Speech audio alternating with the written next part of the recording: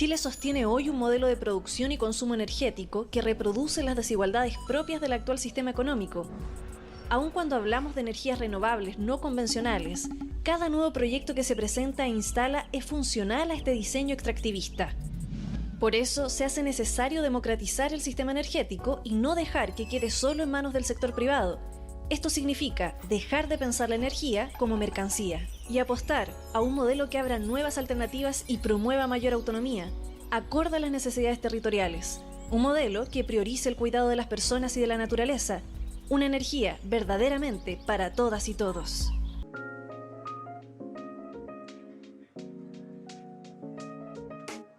Ecoconstituyendo, un podcast del Observatorio Latinoamericano de Conflictos Ambientales, OLCA, con el apoyo de la Fundación Rosa Luxemburgo. ¿Qué tal a todas y todos quienes nos escuchan el podcast del Observatorio Latinoamericano de Conflictos Ambientales, OLCA?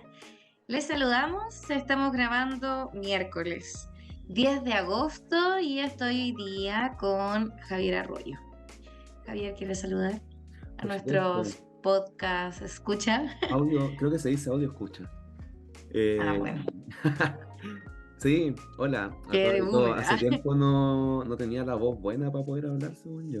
Como que los últimos 2 capítulos, si mal no recuerdo, estaba como hablando como Don Corleone, así que espero que ahora sí me puedan escuchar bien. Muy bien, perfecto. Y bueno, sí, yo también. No está Lucy hoy día con nosotros, pero estoy yo, Karen Ardils. Y hoy día vamos a hablar de un tema que de repente no se habla tanto, se menciona ahora un poquito más, que es sobre la energía y particularmente el reconocimiento del derecho a la energía en la propuesta de nueva constitución. Pueden abrir sus constituciones, futuras constituciones, en el artículo 59 que dice más o menos así. Toda persona tiene derecho a un mínimo vital de energía asequible y segura. El Estado garantiza el acceso equitativo y no discriminatorio a la energía que permita a las personas satisfacer sus necesidades, velando por la continuidad de los servicios energéticos. Asimismo, regula y fomenta una matriz energética distribuida, descentralizada y diversificada, basada en energías renovables y de bajo impacto ambiental. La infraestructura energética es de interés público. El Estado fomenta y protege las empresas cooperativas de energía y el autoconsumo. Pueden cerrar su propuesta de nueva constitución. O seguir leyendo. La verdad es que yo me reconozco y puedo señalar que el derecho a la energía es algo más o menos novedoso para mí, a diferencia quizás de otros derechos que están un poco más encarnados en las demandas del movimiento socioambiental, como por ejemplo el derecho al agua. O también como otros derechos de los que hablamos más regularmente, como el derecho a la educación, el derecho a la salud, el derecho a una vivienda digna, pero vale mencionar que efectivamente estos derechos, como el derecho a la salud, la educación, la vivienda, están relacionados íntimamente con el derecho a la energía, pues efectivamente se requiere de esta para poder hacer funcionar un montón de cosas, porque cuando hablamos de energía, no hablamos de electricidad, sino que hay una relación de género-especie. Cuando hablamos de energía nos referimos a la capacidad de realizar un trabajo, de hacer un movimiento, de hacer funcionar las cosas. Entonces, para hacer funcionar las cosas, como por ejemplo los hospitales, como por ejemplo las aulas, como por ejemplo una vivienda, necesitamos energía. Entonces, por eso también es muy importante el derecho a la energía. ¿Qué piensas tú, Javier? ¿Cómo ves tú este reconocimiento del derecho a la energía en la propuesta de nueva constitución? Yo pienso que hay que considerar, hartas cosas. Con el paso del tiempo se ha ido levantando más el debate sobre la energía en Chile, y eso también ha arrastrado diferentes conflictos, pero creo que eso lo podemos profundizar un poquito más adelante. Uy, hablé muy rápido ahí. Pero cuando Cuidado, hablamos de... cerebrito. No, más lenta, cerebrito. Lo siento. Claro, o sea, lo que dice Karen es sumamente importante. A mí inicialmente igual me costó entenderlo porque yo entendía energía casi como sinónimo de electricidad, cuando en verdad la energía eléctrica es solamente un tipo de energía, valga la redundancia. Igual yo quería recomendar un texto sobre esto que habla específicamente desde una perspectiva de los conflictos socioambientales, que se llama Energía para quién, que hicimos desde Orca hace un tiempo, que está disponible para descarga y habla sobre esto mismo. Tiene una parte como introducción donde habla de lo que es la matriz energética primaria, que es cuando se tienen fuentes en su estado natural, como que no hay una transformación física o química y se ocupa para producir energía, versus la matriz eléctrica del país. Eso de modo general. Pero respecto a la pregunta específica, ahora para aterrizar, porque sé que igual es medio complejo de explicar, igual, para hacerlo un poquito más corto también, yo creo que es importante resaltar, primero que todo, que la energía no existe en la constitución heredada de la dictadura. Yo creo que es sumamente importante considerar de que se dejó finalmente libre albedrío del empresariado, básicamente, o de las políticas públicas que se hicieron durante la dictadura y durante los gobiernos que se han desarrollado durante la dictadura, la temática energética. Y eso permitió también el avance de otras lógicas como lo ha sido la mercantilización y la privatización, y la vulneración de derechos de carácter, a mi parecer, sostenida. Como que ahí se han generado argumentos, ¿cachai?, de parte de empresas o del mismo Estado para avanzar en ciertos proyectos energéticos, pero que no consideran como una base constitucional, por así decirlo. Entonces ahí hay un punto muerto. Yo creo que eso es importante de resaltar. Y la propuesta... Yo ahí ¿sí? quería agregar algo, como Dale para nomás. detenernos en la Constitución del 80. Porque si bien la Constitución del 80 no habla sobre la energía, sí contiene el principio del Estado subsidiario o de la subsidiariedad, que se ve reflejado, o sea, como entre líneas en distintos artículos de la Constitución del 80. Pero a propósito de esto y de que el Estado subsidiario finalmente se traduce en que son los privados quienes tienen como la posibilidad de generar emprendimientos económicos en todo aquello que quieran y que puedan, y solo en aquellos casos donde los privados no quieran o no puedan invertir, háblese también derechos sociales, o lo que nosotros consideramos derechos sociales, el Estado recién ahí opera.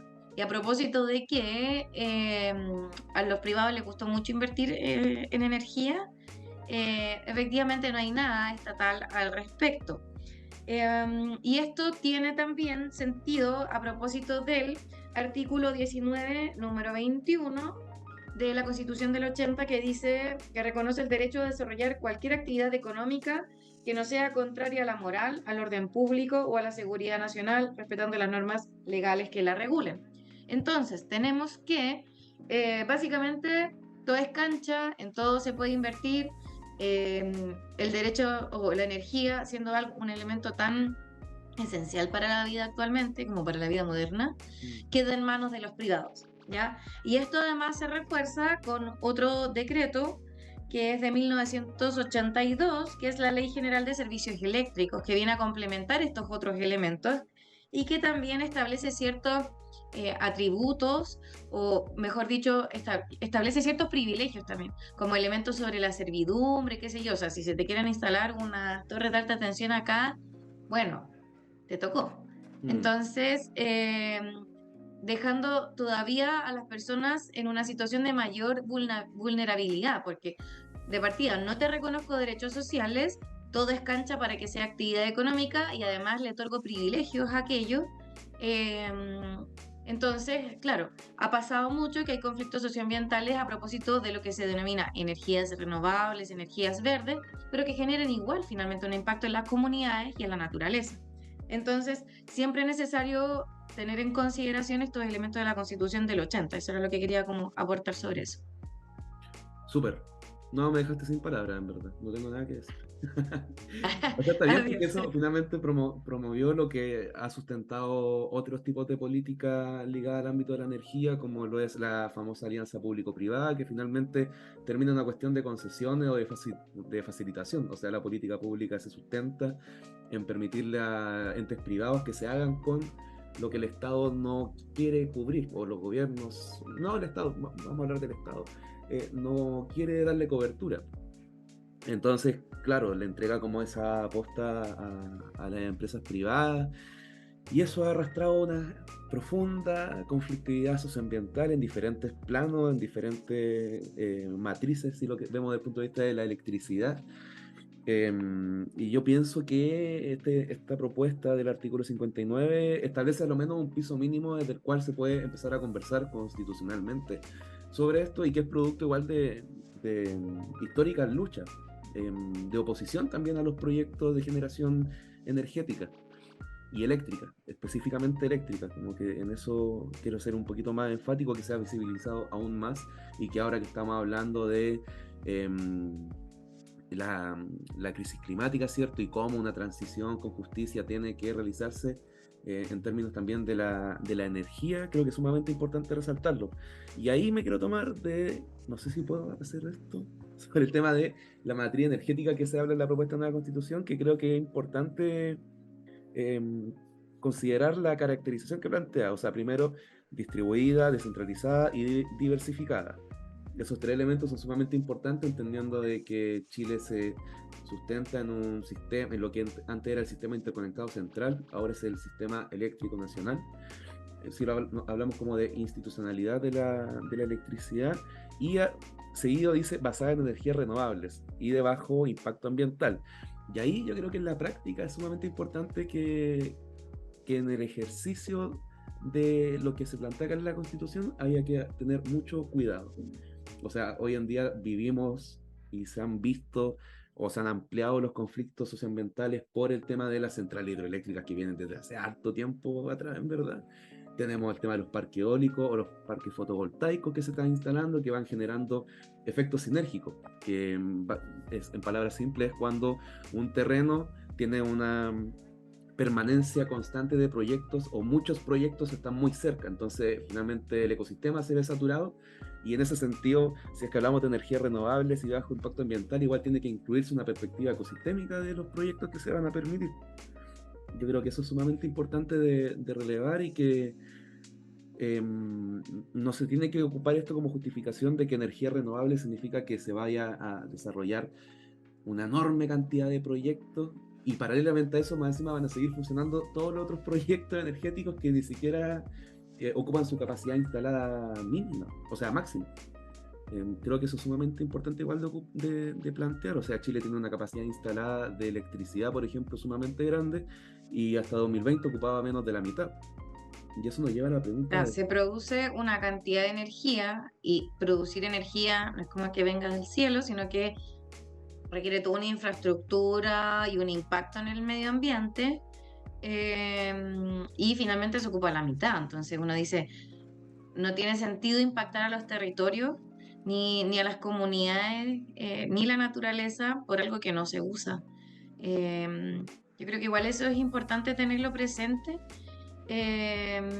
Y creo que también no es menor, a propósito de que año a año se presentan una cantidad de proyectos ante el Servicio de Evaluación de Impacto Ambiental para generación de energía, más puntualmente para que se traduzca en energía eléctrica, cuando lo primero sería preguntarse así como ¿por qué? ¿Para quién? ¿Para qué se va a usar esa energía? Si lo que tenemos igual, y aquí lo que quiero traer a la memoria, tenemos el caso de dos mujeres que, voy a decirlo así, murieron, pero fueron asesinadas, a propósito también de la conflictividad socioambiental. O sea, Nicolasa Quintremán, Macarena Valdés, también se relaciona con la lucha respecto del tema hidroeléctrico. Entonces, Central Ralco en el caso de Nicolasa Quintremán, y una central de Paso en el caso de Macarena Valdés, que ahora pronto se cumple otro año más de su muerte o de su asesinato. Entonces, no es menor el tema de la energía, como que por eso estoy trayendo a colación el tema del asesinato de estas mujeres luchadoras socioambientales, mujeres mapuche también. Entonces, no es menor porque también no es menor donde se instalan estos como nuevos enclaves de generación de energías como limpias, verdes, y ahí le ponen como todos los apellidos para que suene lo más amigable posible. Entonces, yo igual creo que es importante como señalar eso, como cuántos, o sea, por qué se produce, para quiénes se producen, sobre todo considerando que hay zonas en el país que todavía no tienen energía eléctrica, o sea, en lugares rurales todavía la energía se corta, se cae el sistema eléctrico, que se caiga el sistema eléctrico, por ejemplo, en zonas rurales significa que no hay agua porque la APR no funciona si no funcionan las bombas, que funcionan con energía eléctrica. Entonces estás dejando además sin agua a personas en lugares rurales, pero estás generando una cantidad de energía que al final ocupan la mitad. Entonces no tiene sentido y el Estado tiene que hacer ahí, tiene mucho que hacer. Sobre eso. Bueno, yo quería señalar, volver al inciso primero del artículo 59, porque habla del término asequible y es como raro, porque como que uno no usa esa palabra en el diario vivir, pero se refiere finalmente a algo que sea como pagable. Pagable en términos de que se pueda pagar, con un costo demasiado alto, que al final se traduce también en esto. O sea, imagínense, se produce una cantidad de energía eléctrica en el país, se usa la mitad y además en invierno te cobran en horario diferenciado.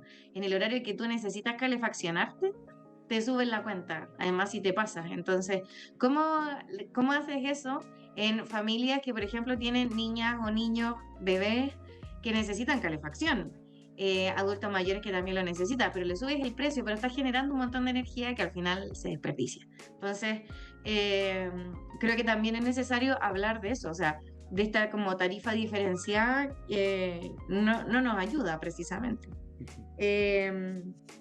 Eso, y segura, porque finalmente el hecho de no poder contar con, por ejemplo, energía para la calefacción, por ejemplo, energía eléctrica en algunos lugares, también se traduce en que las personas tengan que buscar otros medios de calefaccionarse, y eso muchas veces también pueden ser inseguros, porque, por ejemplo, puede ser a propósito del fuego u otros elementos que tienen esta otra característica. Entonces, pensando en la energía también en términos de lo que se ha señalado en torno a, por ejemplo, a vivir en como un nivel de vida adecuado, bienestar, alimentación, vestido, vivienda, y bueno, servicios sociales. Por ejemplo, eso ya se contempla en la Declaración Universal de Derechos Humanos del año 1948, entonces no es novedad. Ese es como el punto de estos elementos y por eso los traigo a colación. O sea, desde 1948, la Declaración Universal de Derechos Humanos, se habla de servicios sociales necesarios y nosotros tenemos que tener claro que la energía es parte de esos servicios sociales necesarios y por eso también hoy en día está en la propuesta. No llegó a la propuesta como que así porque sí más. Sí, hay una cuestión importante a resaltar que se podía discutir. Yo recuerdo que el año 2014, si mi memoria no me falla, el año 2014, 24 horas, alias TVN, hizo un reportaje que es algo que se maneja ya en el territorio, que es en Alto Biobío, Santa Bárbara y Quilaco, que eran los lugares con la luz más cara de Chile. Un territorio que hasta ese momento tenía 3 centrales hidroeléctricas. La más grande de Chile, que es Ralco, que se hizo en el 2004. La primera que se hizo antes en el tramo del río Biobío, que fue Pangue, y Angostura. Esas 3. El mismo río que ahora pretende ser intervenido con la central hidroeléctrica Rucalhue, de capitales chinos, y otras 2 centrales de capitales canadienses que actúan bajo la empresa de energía Yaima. Pero claro, o sea, eso lleva a la pregunta, anda, tienes como literalmente como vecino y quien interviene en el territorio 3 centrales hidroeléctricas de 3 empresas gigantes y aún así pagas la luz más cara de Chile. O sea, no tiene como, ahí no hay nada de asequibilidad, sino que se profundiza igual no sé si es la palabra, accesibilidad le diría yo, pero asequibilidad. Sino que se profundiza una conflictividad. A la gente le cortaban la luz, ¿cachai? Porque no pagaban, la luz era sumamente cara. Entonces... Eso se relaciona igual con el inciso segundo, porque dice que el Estado garantiza el acceso, equitativo y no discriminatorio a la energía que permita a las personas satisfacer sus necesidades, velando por la continuidad de los servicios energéticos.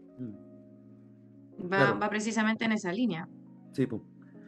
Bueno, y eso quizá igual se relaciona porque cuando dice que va a garantizar la continuidad de los servicios energéticos, igual creo que hay un nexo con el cuarto elemento, que es la infraestructura energética como interés público, en el sentido de que se hacen cargo, pero bueno, el concepto de interés público da para un capítulo entero a discutirlo en la propuesta de nueva constitución. Sí, hay harto interés público en la propuesta de nueva constitución, pero yo creo que ahí es importante resignificar el concepto, porque hasta ahora el interés público se ha traducido en beneficio de los privados.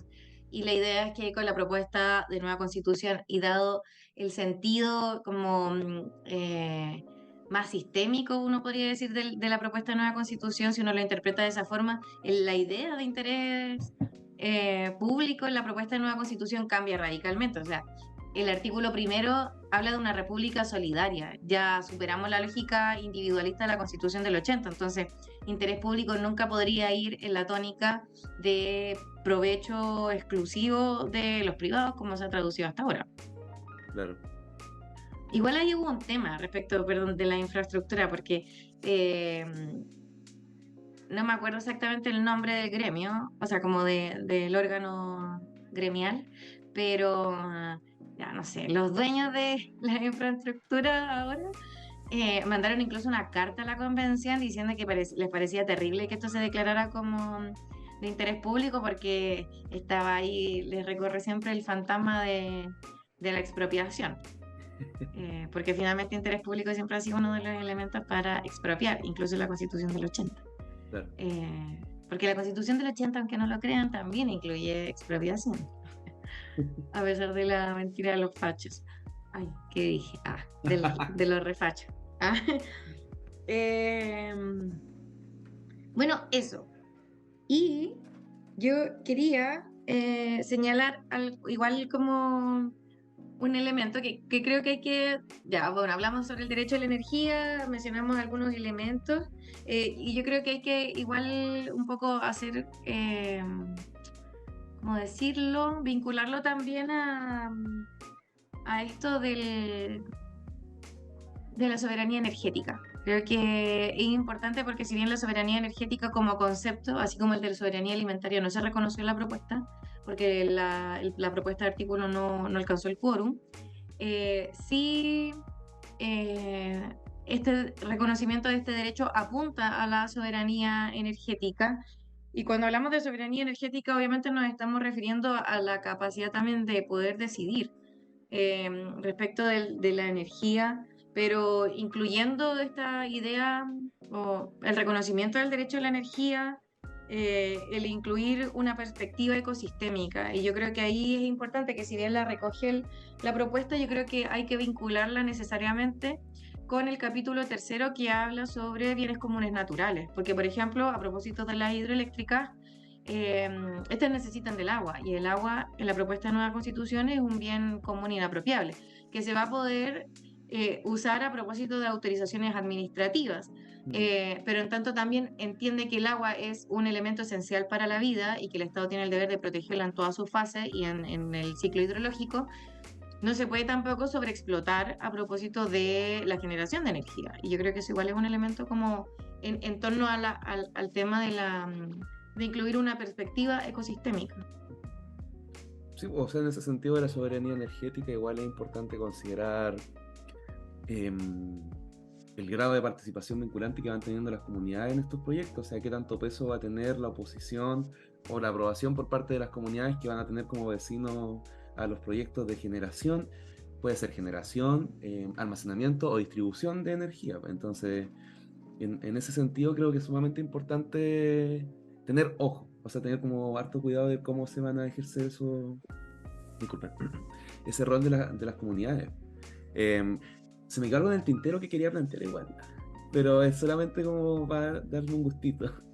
Yo no sé si se acuerdan de este proyecto como de infraestructura crítica que se levantó hace un tiempo, bueno, hace harto tiempo en verdad, se viene hablando de qué es la infraestructura crítica, donde está considerado toda la cadena, por así decirlo, de generación y distribución de energía. Entonces eso igual abre otro debate, porque lo recuerdo con el tema del interés público, como que igual termina siendo a veces manipulado por ciertos sectores políticos para facilitar un despliegue, por ejemplo, militar en defensa de una estructura como no sé, una hidroeléctrica, ¿cachai? En una zona de conflicto político sumamente importante. Entonces creo que en ese sentido igual hay que tener harto cuidado con cómo se desarrolla o se aplica este concepto de lo crítico o del interés público en el ámbito energético. Eso, quería dejar eso. Y claro, sobre el tema de la soberanía energética, resaltar el tema del rol finalmente de las comunidades, son las que más conocen sus territorios finalmente, de que conocen de que hay una sobreintervención, de que se van generando los efectos sinérgicos, pero siguen siendo no consideradas, no escuchadas. O sea, qué tanta electricidad o energía que se produce, no son sinónimos, reitero, pero ya qué tanta energía que se produce en el territorio se ocupa para lo que verdaderamente necesita el territorio, y el resto, ¿hacia dónde va? Son preguntas que hay que profundizar. Yo quería igual vincular el tema de la soberanía energética y hablar del derecho a la energía. Me parece muy necesario, pero también de una perspectiva feminista. Señalar que la Convención sobre la Eliminación de todas las formas de la eliminación de la violencia. ¡Ay! Se me tupió. La Convención sobre la Eliminación de todas las formas de discriminación contra la mujer, eso quería decir. Que es de 1981, bueno, que entra en vigor en 1981, o sea, 1981. Señala en su artículo 14, bueno, el artículo 14 está hablando sobre las mujeres rurales. Y en el inciso segundo, letra H, establece que es necesario que los estados aseguren en particular el gozar de condiciones de vida adecuadas, particularmente en las esferas de la vivienda, los servicios sanitarios, la electricidad y el abastecimiento de agua, el transporte y las comunicaciones. O sea, también.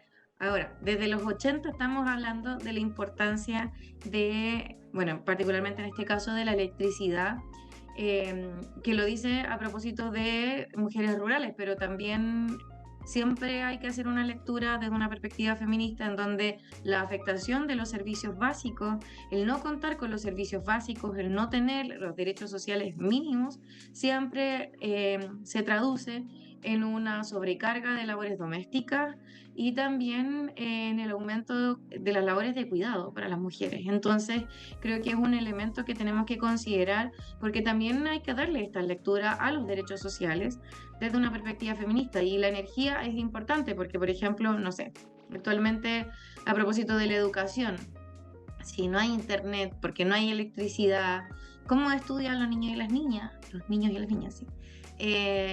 ¿Cómo? Porque finalmente es fuente de información también. ¿Cómo se comunican?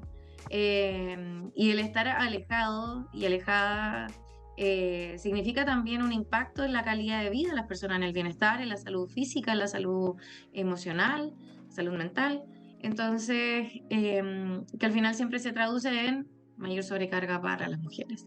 Entonces, es importante entender la necesidad del reconocimiento de este derecho, cómo se vincula con otros derechos sociales y que también hay que incluirle una perspectiva desde los derechos de la naturaleza, en donde la naturaleza no es solo vista como una cosa apropiable y explotable, sino que también merece un respeto que es mínimo finalmente a su existencia también. Me parece necesario como hacer esa vinculación desde una perspectiva feminista y desde una perspectiva desde los derechos de la naturaleza. Sí, siempre vinculado con los derechos humanos, por cierto. Eso. No sé si Javier quiere agregar algo más. ¿Tienes algo más en el tintero? No, creo que ya freestyleé todo lo que tenía que freestylear, en verdad. Es que el tema da para muchas cosas, pues, desde la perspectiva igual de los conflictos socioambientales, pero creo que, o sea, pienso que Esta es una base importante sobre la cual se pueden generar análisis o procesos sumamente nutritivos y discusiones sumamente nutritivas desde las comunidades y las poblaciones. Como que ya la energía deja de, o debería dejar de depender de estas asesorías netamente técnicas o de grandes empresas, grandes grupos económicos que discuten sobre el tema, sino que nosotros también tenemos la capacidad de poder discutir qué tipo de energía, cómo la queremos distribuir y la priorización también de esta energía que se produce. Y bueno, ¿para qué hablar de las políticas públicas que, por ejemplo, plantean la exportación de energía? O sea, y eso que no hemos hablado de hidrógeno verde. No, ese yo creo que es un tema sensible, que hay que profundizarlo mucho más. Pero es un claro ejemplo hacia dónde se está apuntando la política pública, y yo creo que esto igual puede permitir colocar un tope en la medida de que seamos todas y todas, nos empoderemos igual del texto, de la base constitucional, y se le dé forma en la práctica. Súper. Bueno, igual se relaciona ya con el último inciso, o sea, que el Estado tiene que fomentar y proteger las empresas cooperativas de energía y el autoconsumo. Que eso igual es un tema, porque hay gente que efectivamente está en capacidad de generar autoconsumo, como de autoabastecerse con ciertos sistemas. Y también ahí ya daba un montón de conversación más, no sé, por ejemplo, está el propósito de los como biodigestores. Con las heces también se puede generar energía, con los desechos humanos también, bueno, el resto de los animales también, porque también somos animales. También hay muchas formas de generar energía y también no son gratis, pero son como comillas gratis y no necesitas generar un impacto terrible en el medio, sino entendiendo dónde estamos parados y las cosas que necesitamos para el buen vivir. Igual ahí hay como una letra chica, sí. No es la propuesta, sino que lo que han estado haciendo algunas empresas respecto a como el autoconsumo, o sea, producen su electricidad, por ejemplo, para sus faenas, supuestamente. Arauco tiene un proyecto, por ejemplo, de un parque eólico que pretende que vaya dirigido a su instalación. Tenemos el ejemplo de Anglo American con el hidrógeno verde, ¿cierto? Con que invitaron a Piñera hace un par de años atrás a su inauguración. Yo he visto hasta tranques de relaves que tienen paneles fotovoltaicos en la parte de arriba. Súper es como una alerta igual, importante a considerar, como cuánto de verdad producirá todo eso y cuánto ocupa la empresa. Habría que empezar a preguntarse esas cosas también, para tener ojo. Me gusta colocarle cuidado a ciertas cosas, alerta. Debería haber un sonidito. Ya. Bueno, vamos a cerrar el capítulo por hoy, porque no queríamos extendernos tanto. Y nos estamos viendo la próxima semana. Agradecemos que nos sigan escuchando, compártanos si pueden, recomiéndennos a sus amigos y nos estamos viendo. Y nos estamos escuchando. Estén muy bien. Cuídense. Adiós. Bueno, y sigan las redes de Apruebo por el Agua. Apruebo por el Agua. Eso.